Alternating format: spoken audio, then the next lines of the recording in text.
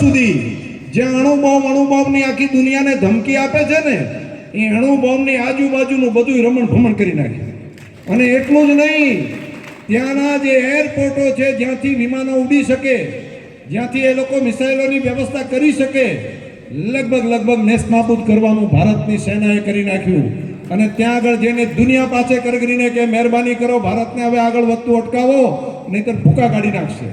તો આ સ્થિતિ સુધી આપણી સેનાને છૂટ આપવાનું કામ આપણા દેશના પ્રધાનમંત્રી નરેન્દ્રભાઈ મોદીની સરકારે નિર્ણય કર્યો. તમારે જવાબ આપવાનો, ગોળીઓ મારવા માટે અમને પૂછવાની જરૂર નથી. એના માટે જેટલી જે આવડે એ કરો. અને એના કારણે કરીને આજે ગૌરવ અને સ્વાભિમાન આખા દેશનું જાગ્યું છે. અને ત્રાસવાદીઓ જેના માટે ઇનામ અમેરિકા સહિત દેશોએ આપેલા હતા, એ બધા ત્રાસવાદીઓના જે આકાઓ હતા, જે એના કેમ્પ હતા, જે એનું હેડક્વાર્ટર હતું, રાતે કોઈ દાડો વિચાર પણ એમને નહોતો કર્યો.